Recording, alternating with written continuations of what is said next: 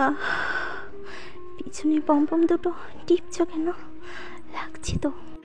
আমার কত ইচ্ছে আমার বউ রান্না করবে আর আমি পেছন থেকে জড়িয়ে ধরবো। উফ। পম্পম দুটো বড় হয়ে যাবে তো। আরে লক্ষ্মী বউটা, তোমার সবই তো আমারই, তাই না? তাই বলে এত জোরে চাপ দিবা? ভালোবাসা, বুঝলে? উফ, ছাড়ো এখন। পাপ্পা দাও। উম, এবার ঠিক আছে। বলো তো করার মধ্যে কি আছে? আমি শার্টের বোতাম লাগাতে লাগাতে কড়াইয়ের দিকে তাকিয়ে বললাম, পানি তো মনে হচ্ছে। শ্রাবণী আমার চোখে চোখ রেখে তারপরে বলল, হয়নি, এটা পানি না, এটা বসুন্ধরা সয়াবিন তেল। আমি 30 মিনিট ধরে আগুনে রেখে গরম করে এনেছি।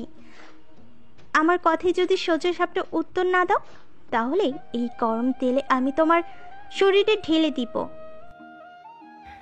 শ্রাবণীর কথা শুনে আমি ওর সামনে থেকে 2 হাত সরে গিয়ে বললাম, কি সব পাগলের মতো কথা বলছো? আমি সুস্থ স্বাভাবিক মানুষের মতোই কথা বলছি।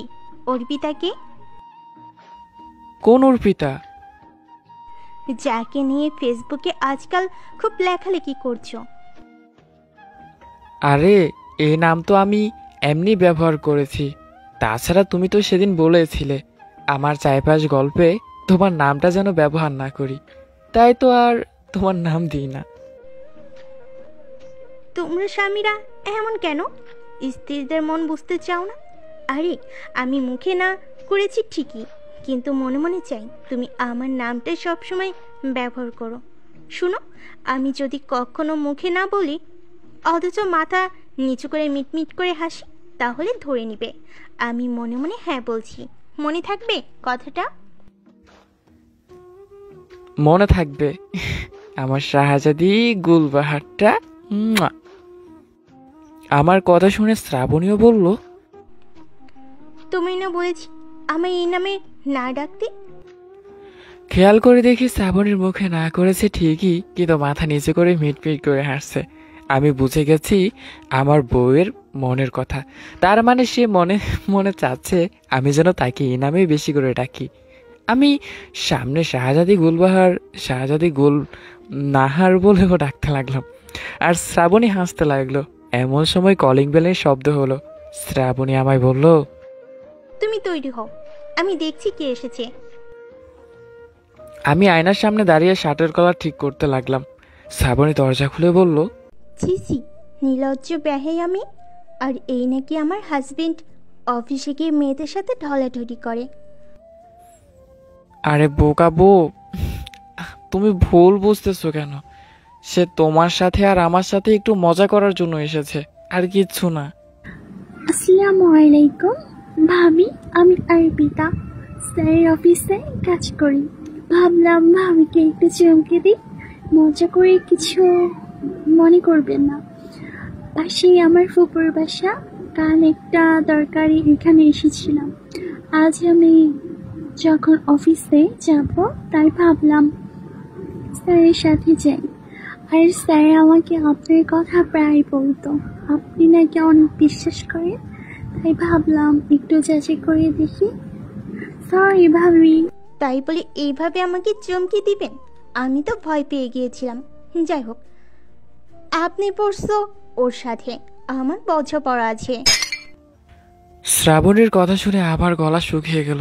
শ্রাবণী যখন রুমের দিকে আসতে লাগলো, আমি তখন দৌড়ে ওয়াশরুমে গিয়ে দরজা লক করে বসে রইলাম। বাইরে থেকে শ্রাবণী দরজা ধাক্কাতে লাগলো আর বলতে লাগলো, তুমি দরজা খুলে বলছি, তা না হলে আমি কিন্তু পুরো বাসায় আগুন লাগিয়ে দিব।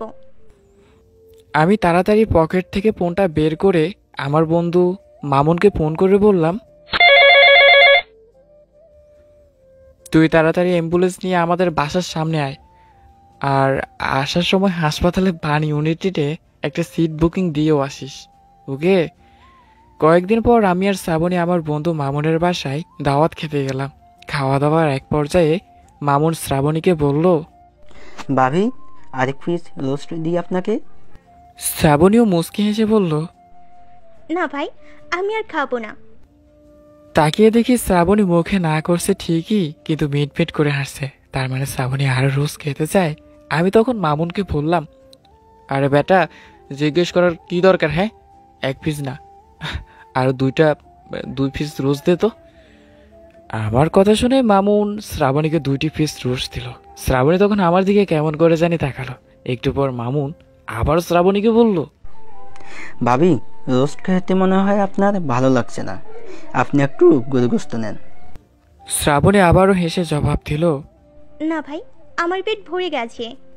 খেয়াল করে দেখি শ্রাবণী আবার মুখে না করছে ঠিকই, কিন্তু ঠোঁটে হাসি লেগে আছে। আমি বইয়ের মনের কথা বুঝে গেছি। আমি মামুনকে তখন বললাম, আরে বেটা, এত জিজ্ঞেস করার কি আছে? হ্যাঁ, তুই তরকারি দে। আমার বইয়ের খেতে ইচ্ছে করছে ঠিকই, কিন্তু লজ্জায় না করছে। কিন্তু আমি হলাম আমার বইয়ের আদর্শ স্বামী, বুঝলি? আমি ঠিকই আমার বইয়ের মনের কথা বুঝতে পেরেছি রে। এই কথা বলে আমি মামুনের হাত থেকে তরকারির বাটিটা নিয়ে পুরোটা শ্রাবণীর প্লেটে ঠেলে দিলাম। শ্রাবণীর আগে টেবিল থেকে উঠে বলল, তুই আজ বাসায় আয়, বইয়ের মনের কথা কিভাবে বুঝতে হয় সেটা তোকে আমি নতুন করে শিখাবো। এই কথা বলে শ্রাবণী চলে গেল। আমি মামুনকে বললাম, বন্ধু, খাবারটা নষ্ট করে লাভ নেই রে, তুই প্যাকিং করে আমায় দিয়ে দে। অবস্থা যা দেখছি, বাসায় 2 দিন ভাত পানি খাওয়া হবে না রে। এগুলো খেয়ে বেঁচে থাকতে হবে, বুঝলি? বাসা আসার পর শ্রাবণীর রাগে লাল হয়ে বলল, তোমার সাথে আমার কোনো সম্পর্ক নেই, আমি চললাম আমার বাপের বাড়ি, আর আসবো না। ছি, শেষে কিনা নিজের বউকে বন্ধুর চোখে রাক্ষস বানালে। আমার কি দোষ? তুমি তো সেদিন বললে, তুমি যদি মুখে না করো কিন্তু ঠোঁটে মিট মিট করে হাসি থাকে তাহলে বুঝে নিতে হবে। তুমি মনে মনে হ্যাঁ বলছো। আরে হাদারাম, এটা শুধু স্বামী স্ত্রীর ক্ষেত্রে। অন্যদের বেলায় যদি আমি মুখে না বলি মানে না, আর যদি হ্যাঁ বলি মানে হ্যাঁ। মনে থাকবে এখন? মনে থাকবে শাহজাদি গুলবাহার। এদিকে মা অসুস্থ থাকার জন্য আমরা 2 ভাই স্ত্রীদের সাথে নিয়ে মাকে দেখতে যাই। শ্রাবণী মাকে বলল, মা, আপনার শরীরটা এখন ভালো নেই, আপনি না হয় এখন আমাদের সাথেই থাকবেন। মা খিটখিট করে হেসে বলল, না বৌমা, আমি শহরে থাকলে দম বন্ধ হয়ে এমনিতেই মরে যাব। তারপর মা আলমারি থেকে একটা সোনার হার বের করে শ্রাবণীর হাতে দিয়ে বলল, বৌমা, আমার বয়স হয়েছে, কখন কি হয় কি জানি। তুমি আমার প্রথম ছেলের বউ, এই গলার হারটা তুমি রাখো। না মা, আপনার জিনিস আপনার কাছেই রাখুন, আমি নিয়ে কি করব।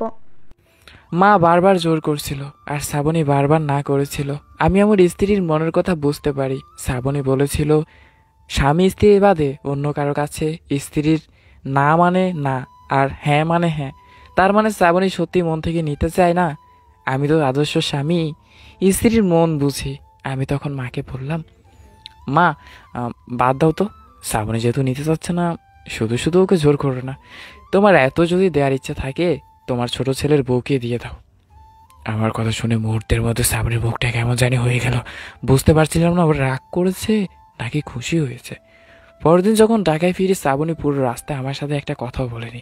বাসায় যখন ঢুকতে যাবো, শ্রাবণী রেগে বলল, তুমি বাসায় ঢুকবে না, তোমার এই গাধা টাইপের মুখটা আমি 2 দিন দেখতে চাই না। রাত 11টা বাজে। মামুন আমার কাঁধে হাত রেখে বলল, তুই ভাবির সাথে কেন সংসার করছিস বলতো? প্রতিদিন তোদের ঝগড়া হয়, 2 দিন পর তোকে বাসা থেকে বের করে দেয়, এসবের কোনো মানে হয়? কেন সংসার করি বলবো? তাহলে শোন, আমি যদি কখনো অসুস্থ থাকি, রাত 3টার সময় যদি আমার ঘুম ভেঙে যায়, চোখ মেলে তাকিয়ে দেখি শ্রাবণী জেগে থেকে আমার মাথায় হাত বুলিয়ে দিচ্ছে। বাবা মায়ের একমাত্র মেয়ে শ্রাবণী। বিয়ের আগে রান্না করবে তো দূরের কথা, নিজের ভাত কখনো বেড়ে খায়নি। অথচ সেই মেয়েটা বিয়ের এত বছর পরেও আমাকে একবেলাও না খাইয়ে রাখেনি। বাংলাদেশ কৃষি বিশ্ববিদ্যালয় থেকে পাশ করা একটি মেয়ে, চাইলে নিজের মেধা খাটিয়ে জব করতে পারত, কিন্তু সে জব করেনি, সংসারটা মন দিয়ে করছে।